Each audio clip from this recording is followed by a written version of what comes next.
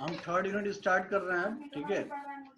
Third unit में basically आपको जो टॉपिक्स पढ़ने हैं वो टॉपिक्स उस चीज से रिलेटेड, जैसे आप कभी कोई इंटरप्राइज सेटअप करते हैं तो किसी भी इंटरप्राइज में हम कैश इनफ्लो कैश आउटफ्लो की बात करते हैं, मतलब कहीं ना कहीं अकाउंटेंसी की भी बात होती है।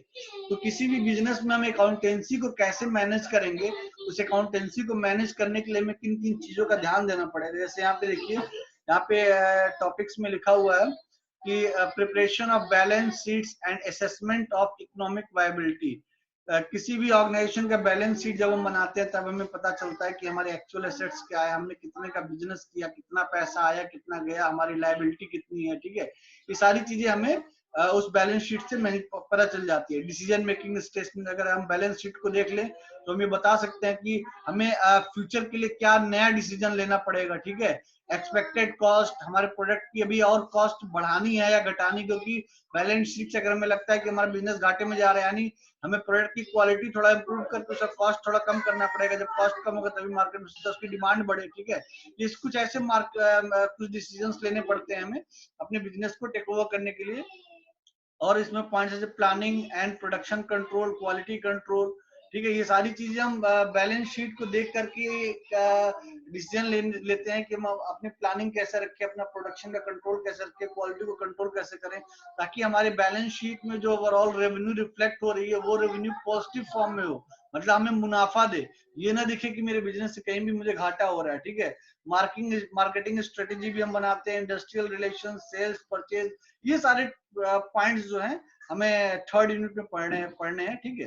तो थर्ड यूनिट को स्टार्ट कर रहे हैं। थर्ड यूनिट का पहला पॉइंट ये है, balance sheet and related concepts, ठीक है। बैलेंस शीट बेसिकली क्या होती है और उस बैलेंस शीट को समझने के लिए और बैलेंस शीट को बनाने के लिए हमें किन किन चीजों पे फोकस करना होता है, किन किन चीजों को पढ़ना होता है।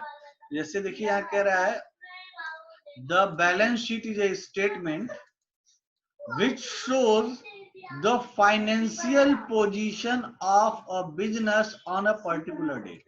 किसी पर्टिकुलर डेट तक आपके बिजनेस की, आपके ऑर्गेनाइजेशन की फाइनेंशियल कंडीशन क्या है, ये जानने के लिए, ये शो करने के लिए हम बैलेंस शीट बनाते हैं।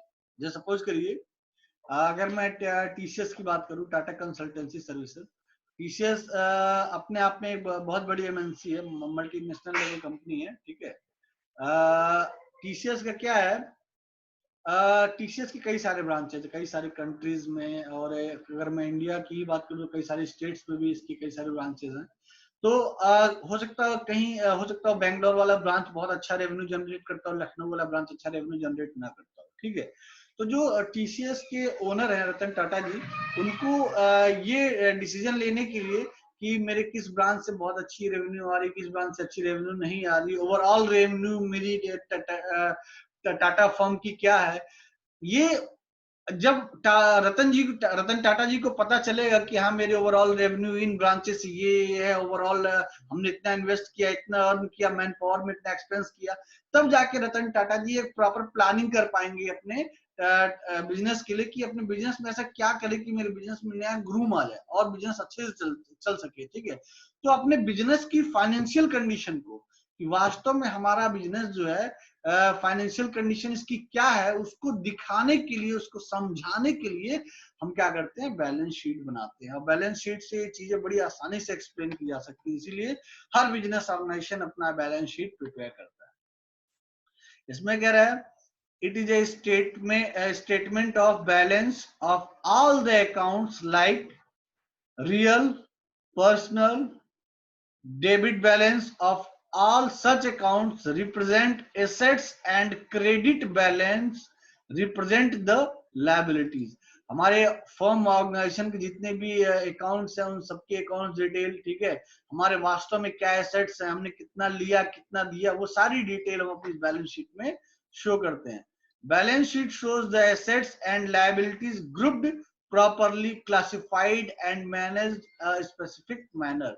जो बैलेंस शीट है वो क्या शो करता है, हमारे एसेट्स को, हमारी ओवरऑल संपत्ति क्या है, ठीक है, हमारी एसेट्स को और हमारी लायबिलिटीज को, हमारा क्या है और हमें क्या देना है दूसरों को।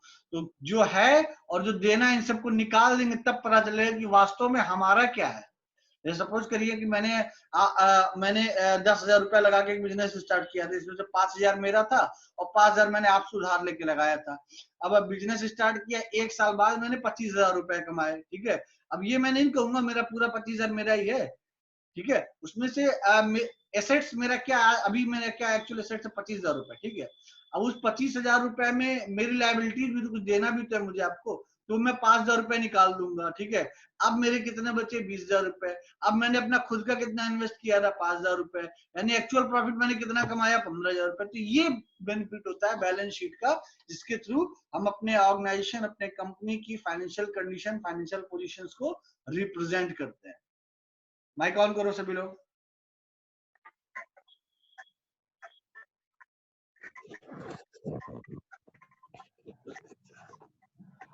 यहाँ तक समझ में आया सभी को? Yes sir. अच्छा, बहुत लोगों ने अभी तक जूम पे अपना नेम रीनेम नहीं किया है। जैसे अभिषेक मिश्रा, विपिन कुमार, तान्या राव और मोहम्मद हाशिम एंड वैशाली गुप्ता। मोनिका का तो है। ये कौन है भाई? DEL नीतू रावत। आप सभी लोग अपना नेम रीनेम करिए और नाम के स्टार्टिंग में या एंड में अपने यूनिवर्सिटी रोल नंबर की लास्ट 3 डिजिट मेंशन करिए, अदरवाइज मुझे अटेंडेंस चढ़ाने में बहुत प्रॉब्लम हो रही है इससे, ठीक है। और एक स्क्रीनशॉट ले लो और नंबर ऑफ पार्टिसिपेंट्स का मुझे भेज देना। अब इसमें आगे हम देखते हैं, माइक ऑफ कर लो।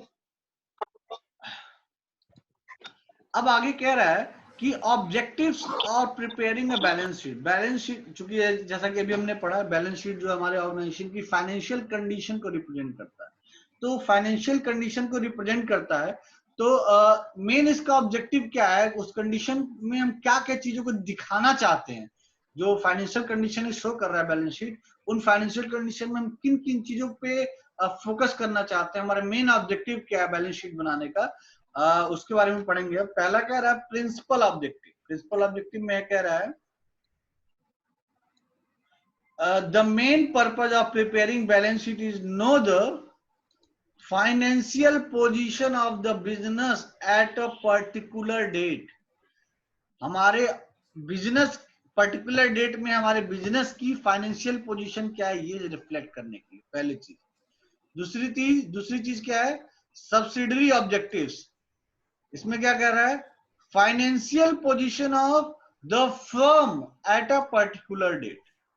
देखिए ऊपर वाले स्टेट प्रिंसिपल ऑब्जेक्टिव और सब्सिडरी ऑब्जेक्टिव, दोनों ऑब्जेक्टिव में अगर देखें, ध्यान से लाइन पढ़िए जो अंडरलाइन मैंने किया हुआ है। प्रिंसिपल ऑब्जेक्टिव में कह रहा है financial position of business, financial position of the business at a particular date. और सब्सिडरी ऑब्जेक्टिव में कह रहा है financial position of the firm at a particular date. पहले वाले में बिजनेस, पर्टिकुलर बिजनेस की फाइनेंशियल पोजीशन की बात कर रहा है, दूसरे वाले में किसी फर्म के फाइनेंशियल पोजीशन की बात कर रहा है। तो दोनों लाइनें आपको पढ़ने में एक जैसी लग रही है, लेकिन डिफरेंस है थोड़ा इसमें। अब जैसे सपोज करिए टाटा की बात कर लें, ठीक है। टाटा जो है कई तरह के बिजनेस करता है। टाटा क्या एक फर्म है, टाटा क्या एक फर्म है जो कई तरह के बिजनेस करते हैं। टाटा का एक बिजनेस है टाटा कंसल्टेंसी सर्विसेज, जो ऑनलाइन असेसमेंट करता है, ऑनलाइन एग्जामिनेशन वगैरह कराता है, ऑफलाइन एग्जामिनेशन वगैरह कराता है, ठीक है। टाटा का एक और बिजनेस है जैसे स्टील के सेक्टर में, टाटा का एक और बिजनेस है फूड सेक्टर में, ठीक है। टाटा का एक और बिजनेस है IT सेक्टर में, टाटा का एक और बिजनेस है मैन्युफैक्चरिंग सेक्टर में। तो ये सारे बिजनेस मिल करके एक फर्म बनाते हैं जिसको हम टाटा कहते हैं। टाटा का एक फर्म है, उस फर्म के अंदर उसके कई सारे बिजनेस हैं। तो हर बिजनेस अपना अलग अलग बैलेंस शीट प्रिपेयर करता है, ठीक है। उसके बाद एक और बैलेंस शीट बनती है, इसको हम सब्सिडरी ऑब्जेक्टिव बोलते हैं। इसमें हम उस टाटा फर्म की, यानी उस टाटा के रिगार्डिंग ओवरऑल बिजनेस की कंडीशन क्या है उसको हम रिफ्लेक्ट करते हैं। तो जो ऑब्जेक्टिव है बैलेंस शीट बनाने का, उसमें पहला ऑब्जेक्टिव है प्रिंसिपल ऑब्जेक्टिव में क्या है कि हम किसी स्पेसिफिक बिजनेस की फाइनेंशियल कंडीशन को शो करें। सब्सिडरी ऑब्जेक्टिव क्या है, किसी फर्म के फाइनेंशियल कंडीशन को हम रिफ्लेक्ट करें, ठीक है। नेक्स्ट ऑब्जेक्टिव क्या है? It gives information about the actual and real owners equity. Owners equity मतलब जो मेन मालिक है, उस मेन मालिक का वास्तविक शेयर क्या है उस बिजनेस में। जैसे मैंने थोड़े पहले बताया था कि मैंने 10,000 रुपए लगा के बिजनेस स्टार्ट किया, जिसमें 5,000 मेरे थे, 5,000 आपने इन्वेस्ट करके 50% शेयर आपने ले लिया, ठीक है। तो जो बैलेंस शीट बनाएंगे उससे ये पता चलेगा कि इस ऑर्गेनाइजेशन, इस फर्म में, इस बिजनेस में 50% शेयर मेरा है, और बचे हुए 50% शेयर में मिस्टर एक्स 10% के मालिक है, मिस्टर वाई 20% के मालिक है, और मिस्टर जेड जो है रिमेनिंग 20% के मालिक है। तो कहीं ना कहीं हम अपने जो बैलेंस शीट बनाते हैं उस बैलेंस शीट से भी रिफ्लेक्ट होता है कि ओनर्स की इक्विटी क्या है, ठीक है, वो कितना शेयर उसका खुद का है, ठीक है। It helps the firm to make provisions against possible future loss. सबसे इंपॉर्टेंट ऑब्जेक्टिव है ये, हम पढ़ रहे हैं इस समय, objective of preparing a balance sheet, जिसमें सबसे इंपॉर्टेंट ऑब्जेक्टिव ये वाला है, देखिए जो मैं डार्क कर रहा हूँ। इसमें क्या रहा है? It helps the firm to make provision against possible future loss. जैसे मान लीजिए मैंने बैलेंस शीट बनाया, ठीक है, बैलेंस शीट में मैंने ये दिखाया कि मैंने पिछले साल 10,000 रुपया लगाए थे, और प्रोडक्शन जब स्टार्ट किया तो एक साल बाद जब प्रोडक्शन जो हमारा फाइनली हुआ, हमने प्रोडक्ट मार्केट में बेचे, बेचने के बाद हमें जो ओवरऑल पैसा हमारे पास इनफ्लो, कैश इनफ्लो जो आया, वो कैश इनफ्लो 8,000 रुपीज था, ठीक है। जब 8,000 रुपीज हमने जब देखा कैश इनफ्लो 8,000 है, यानी हमारा जो कैश आउटफ्लो था वो 10,000 था, कैश इनफ्लो जो है वो 8,000 है। तो ओवरऑल जो हमारे पास बचा वो क्या? -2,000। -2,000 मतलब हम 2,000 रुपए घाटे में, हमारा लॉस जा रहा है। तो अगर ये 2,000 रुपए घाटा जा रहा है तो अब हमें ये बैलेंस शीट हमें सोचने पे मजबूर करेगा कि ऐसी हमने क्या गलती की जिसकी वजह से हमें 2,000 का घाटा हुआ। हमें तो प्रॉफिट होना चाहिए था 2,000 रुपए का। ऐसा हमें क्या करना होगा जिससे हम इस लॉस को प्रॉफिट में कन्वर्ट कर सके। जैसे कि क्या हमने सही मार्केटिंग नहीं की, क्या हमारी प्रोडक्शन क्वालिटी नहीं सही थी, क्या क्या बोलते हैं, क्या हमारी प्राइसिंग नहीं सही थी, कि मतलब हमने प्रोडक्ट के प्राइस क्या बहुत कम रखे थे जिसकी वजह से हमें इतना लॉस हो गया। ये बहुत सारे पॉइंट्स हैं जिस पॉइंट्स पे हमें फोकस करने के लिए मजबूर करता है कौन? हमारा balance sheet. It helps the firm to make provisions, ऐसे रूल्स बनाने के लिए मजबूर करता है किसी फर्म को अगेंस्ट पॉसिबल फ्यूचर लॉस, ताकि भविष्य में कोई ऐसा नुकसान ना होने पाए जो आज हो गया है, ठीक है। मान लीजिए 10,000 लगाया, 10,000 ही कमाया, मतलब कोई प्रॉफिट नहीं कमाया, तो हम ऐसी प्लानिंग करेंगे कि अगले साल के रेवेन्यू में ये प्रॉफिट में बन के आए, किसी लॉस में कन्वर्ट ना हो। यहाँ तक क्लियर है सबको? Final year? Yes sir. आगे बढ़े? Yes sir. Yes sir. Yes sir. ठीक है, ठीक है, ठीक है। नेक्स्ट क्या है? What information does it convey to an outsider. जो बैलेंस शीट हम बना रहे हैं, बैलेंस शीट तो चलिए उस फर्म के ओनर के लिए बड़ा हेल्पफुल है, ताकि वो डिसीजन ले सके कि उसका बिजनेस सही चल रहा है नहीं चल रहा है, उसके बिजनेस में पॉलिसीज में क्या चेंज करने चाहिए, क्या नहीं चेंज करने चाहिए, उसने कितना पैसा लगाया, कितना कमाया, कितना कहाँ इन्वेस्ट किया, कितना कहाँ से आया, कितना कहाँ गया, ये सारा असेसमेंट वो एक फाइल में करके इजीली डिसीजन ले सकता है। तो उसको हम बोल रहे हैं बैलेंस शीट। लेकिन ये जो बैलेंस शीट है ये हेल्पफुल है उस ऑर्गेनाइजेशन के मेंबर्स के लिए, उस ऑर्गेनाइजेशन के ओनर के लिए। लेकिन ये बैलेंस शीट आउटसाइडर के लिए कैसे हेल्पफुल हो सकता है, किसी तीसरे आदमी के लिए कैसे हेल्पफुल हो सकता है? जैसे सपोज करिए हम दो लोग हैं, एक मिस्टर एक्स है, एक मिस्टर वाई है। मिस्टर एक्स ने भी 10,000 रुपए लगाया, एक बिजनेस स्टार्ट किया, मिस्टर वाई ने भी 10,000 लगाया, एक बिजनेस स्टार्ट किया। एक साल बाद मिस्टर एक्स का 10,000 रुपया जो है वो कन्वर्ट होके 50,000 में हो गया, और मिस्टर वाई का जो 10,000 रुपया लगाया था बिजनेस में वो 10,000 जो है कन्वर्ट होके 5,000 में हो गया। अब जब मैं बैलेंस शीट बना के अपने बिजनेस के लिए इन्वेस्टर ढूंढूंगा, और जब वो इन्वेस्टर मेरे बैलेंस शीट को देखेंगे, मिस्टर एक्स के बैलेंस शीट को भी और मिस्टर वाई के बैलेंस शीट को भी, तो जब मिस्टर एक्स के बैलेंस शीट को देखेंगे वो देखेंगे अरे इसकी बिजनेस पॉलिसी तो इतनी अच्छी है, इसने इतने अच्छे से बिजनेस प्लान बनाए, इतने अच्छे से बिजनेस को ऑर्गेनाइज किया, इतने अच्छे से मैनेज किया कि सिर्फ 10,000 रुपए को 5 गुने में कन्वर्ट कर दिया। 10,000 रुपए से इसने 50,000 रुपए बना ली, यानी 5 गुना प्रॉफिट। इतनी अच्छी पॉलिसी इसकी कंपनी की। वही मिस्टर जो दूसरे वाले मिस्टर वाई थे उनकी बिजनेस पॉलिसी इतनी खराब थी कि घाटे में चले गए, आधा पैसा ही डुबा दिया इन्होंने। तो जो इन्वेस्टर है बताइए, वो मिस्टर एक्स की कंपनी में पैसा लगाएंगे, मिस्टर वाई की कंपनी में पैसा लगाएंगे?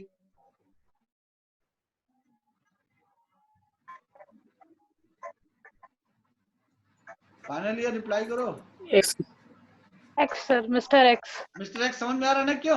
क्योंकि वो जान रहे हैं कि अगर मैं अपना भी 100 रुपया अगर इसके बिजनेस में लगाऊंगा तो वो मेरा 100 रुपया कल को 150 बनेगा, 90 रुपया नहीं बनेगा। समझ रहे हो?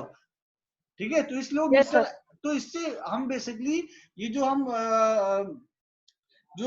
ये रिपोर्ट बना रहे हैं, ठीक है, इस बैलेंस शीट रिपोर्ट से अगर सबसे ज्यादा हेल्प अगर बिजनेस के ओनर को मिल रही है तो कहीं ना कहीं ये हेल्प जो है आउटसाइडर के लिए भी बहुत हेल्प प्रोवाइड करता है। जैसे यहाँ आगे देखिए पॉइंट्स में लिखा हुआ, balance sheet prepare with a view to measure the true financial position of business concerned at a particular point in time.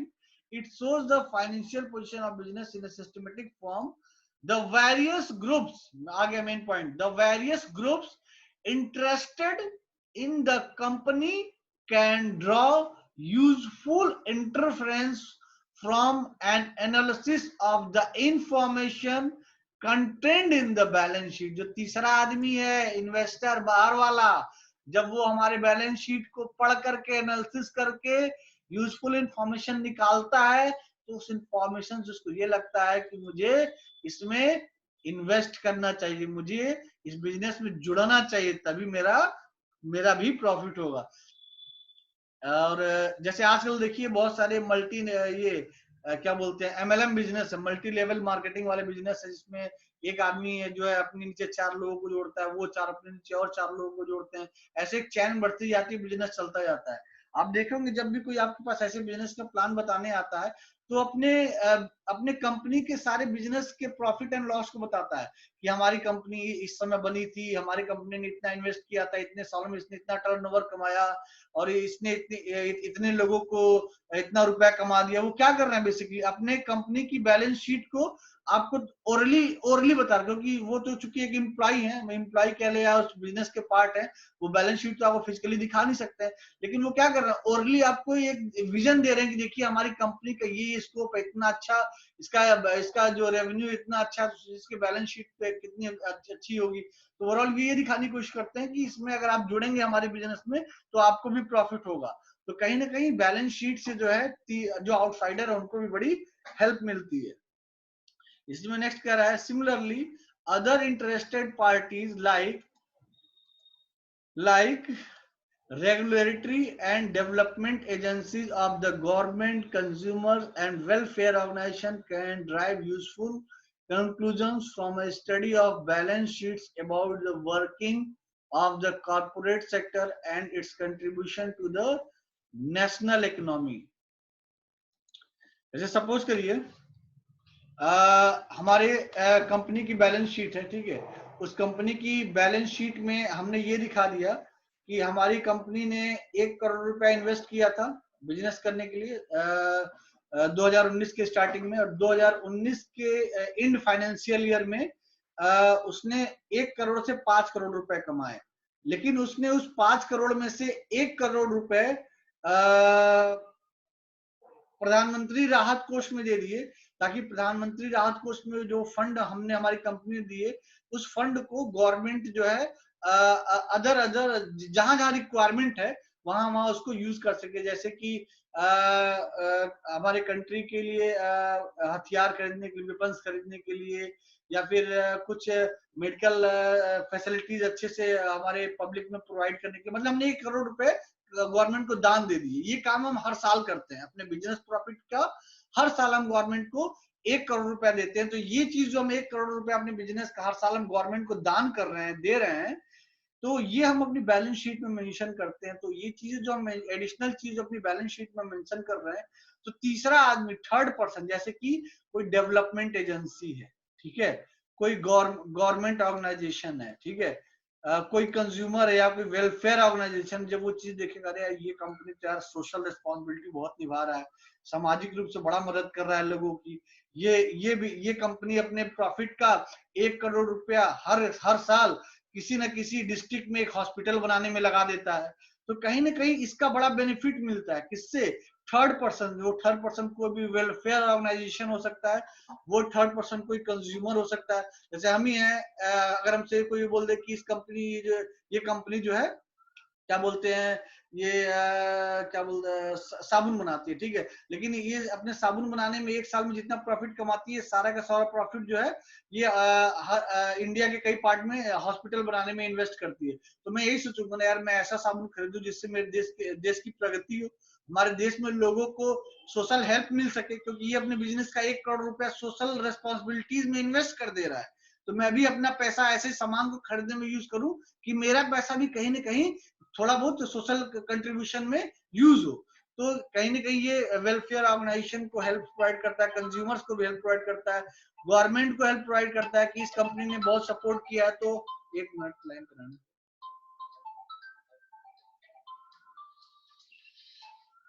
Hello hello hello Aarush Aarush बेटा 1 मिनट लाइन पर रहना तुम लोग।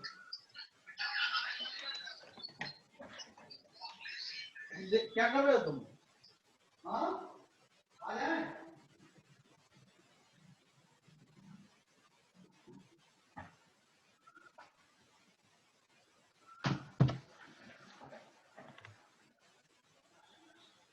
सॉरी क्लास डिस्टर्ब करने के लिए। तो कहीं ना कहीं जो हम ये जो बैलेंस शीट बना रहे हैं, बैलेंस शीट जो है हेल्प प्रोवाइड कर रहा है किसी कंज्यूमर को ये फोर्स करने के लिए कि हाँ यार मुझे इसी कंपनी का सामान खरीदना चाहिए, ये यार सोशल रिस्पॉन्सिबिलिटी बहुत निभा रहा है हमारी कंट्री के लिए।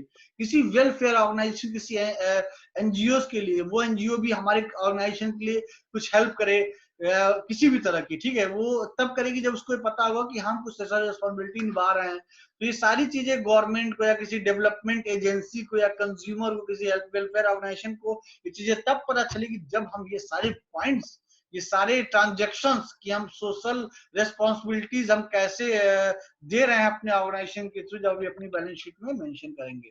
ठीक है, इवन हमें टैक्स रिलैक्सेशन भी मिलता है जब हम सोशल रिस्पॉन्सिबिलिटी प्ले करते हैं अपने बिजनेस के टर्नओवर के थ्रू, तो हमें टैक्स में भी रिलैक्सेशन मिलता है। ठीक है, अब बात करते हैं classification of balance sheets item. Balance sheet को बनाने के लिए हमें किन किन चीजों की जरूरत पड़ती है। Classification of balance sheet items, ठीक है। पहला आइटम ही हमारा पहला पॉइंट जो है बैलेंस शीट में जो हम नॉर्मली यूज करते हैं वो ओनर्स इक्विटी है। मतलब जो उसका मालिक है, ओनर है, उसका क्या शेयर है, क्या इक्विटी है उसकी। तो हम पहले चलते हैं ओनर्स इक्विटी पे। ओनर्स इक्विटी में देखिए कह रहा है owner's equity is the residual interest in the assets of the enterprise. Therefore, the owner's equity section of the balance sheet show the amount the owner have invested in the entity. ये line, the amount the owner have, एक minute, bold underline, the amount the owner have invested in the entity.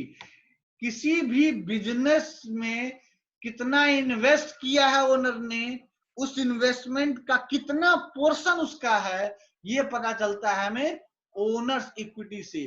तो owners equity भी बेटा कई तरह की हो सकती है। हो सकता है मालिक एक ही हो सकता है उस कंपनी के कई सारे मालिक हो सकता है ऑर्गेनाइजेशन एक प्राइवेट एक ऐसा फर्म हो जो एक क्या बोलते हैं लिमिटेड ऑर्गेनाइजेशन हो, इसे बोलते नहीं कि कंपनी का नाम होता है डॉट प्राइवेट लिमिटेड, इस तरह करके ऐसी एक ऑर्गेनाइजेशन हो। तो डिपेंड करता है उस जो ओनर्स की इक्विटी है, उस ओनर की इक्विटी किस टाइप की। जैसे कि यहाँ कह how ever the terminology owners equity varies with different forms of organization depending upon whether the enterprise is a joint stock company, मतलब कई लोगों ने मिलकर खोला है, और सोल प्रॉपर्टीशिप पार्टनरशिप कंसर्न। ये चीज डिफाइन करता है कि हमारा जो ओनर्स इक्विटी है वो किस टाइप का होगा। वो बताएगा तब कि हाँ इस इक्विटी का इतना पोर्शन इस ओनर का, इतना पोर्शन इस ओनर का, इतना पोर्शन इस ओनर का है। अब ओवरऑल बिजनेस से जो प्रॉफिट आया उस प्रॉफिट में से इतना परसेंट ये लेंगे, इतना परसेंट ये लेंगे, इतना परसेंट ये लेंगे, जो शेयर का डिस्ट्रीब्यूशन हो रहा है सारे एक्सपेंसेस को डिडक्ट करने, मतलब ये सारी चीजें, सारे पॉइंट, सारे aspects regarding the equity of owner हम अपनी बैलेंस शीट में मेंशन करते हैं। तो ये हमारा पहला पॉइंट हो गया हमारे बैलेंस शीट का। अब चूंकि बैलेंस, अगर ओनर इक्विटी की बात आ रही है तो ओनर इक्विटी में कई सारी चीजें हमें समझने की जरूरत है कि ओनर की इक्विटी को समझाने के लिए हमें क्या क्या चीजें एक्सप्लेन करनी पड़ती है। जैसे एसेट्स, पहला पॉइंट है एसेट्स। ओनर की इक्विटी को एक्सप्लेन करने के लिए हमें ये बताना होगा संपत्ति कितनी है। एसेट्स मतलब क्या होता है, संपत्ति, ठीक है, कितनी संपत्ति है उस ओनर की इक्विटी में। तो एसेट्स क्या होता है, the entire property of all kinds, the entire property of all kinds possessed by or owning to a person or organization is called assets. All kinds possessed by or owning to a person, वो सारी properties, entire property में सब कुछ आ गया, ठीक है, entire property में सब कुछ आ गया। Entire property of all kinds possessed by a person और ऑर्गेनाइजेशन इज कॉल्ड एसेट्स। मतलब उसने कितना पैसा लगाया, कैश कितना लगाया, जमीन खरीदने में कितना इन्वेस्ट किया, कंपनी के कंस्ट्रक्शन में कितना इन्वेस्ट किया, मशीनरीज में कितना इन्वेस्ट किया, मैन पावर में कितना इन्वेस्ट किया, ट्रांसपोर्टेशन में कितना, मतलब उसका जो ओवरऑल खर्चा है वो सारा खर्चा अगर मिला दिया जाए, इंटायर प्रॉपर्टी की बात कर रहा है तो वो सारा क्या कहलाएगा, एसेट्स कहलाएगा। लेकिन बेटा अब इस एसेट्स में भी कई, इस जो पूरा हमारी संपत्ति है बिजनेस का, पूरा जो एसेट्स है हमारा, इस एसेट्स को भी कई पार्ट में क्लासिफाई किया गया, कई पार्ट में तोड़ा गया है, ठीक है। वो अब आगे समझते हैं कैसे तोड़ा गया है। पहला है हमारा फिक्स्ड एसेट्स। फिक्स्ड एसेट्स का मतलब क्या है, ऐसे एसेट्स जो बिल्कुल फिक्स है, ठीक है, जैसे कि लैंड, बिल्डिंग, प्लांट, मशीनरीज, ऐसे एसेट्स, ये सारे क्या है, एसेट्स है ना, लेकिन इन एसेट्स को हम फिक्स एसेट्स बोलेंगे, ठीक है। These are those assets which are acquired for relatively long period for carrying on the business of the enterprise. ऐसे assets जो बहुत लंबे समय के लिए यूज हो रहे हैं हमारे बिजनेस को चलाने के लिए, उसको हम फिक्स्ड एसेट्स बोलते हैं। फिक्स्ड एसेट्स लाइक, यहाँ एग्जांपल में देखिए लिखा हुआ land, building, plants, machineries etcetera. तो हमारा जो कंपनी का ओवरऑल संपत्ति है, उस संपत्ति का वो भाग, वो पोर्शन जो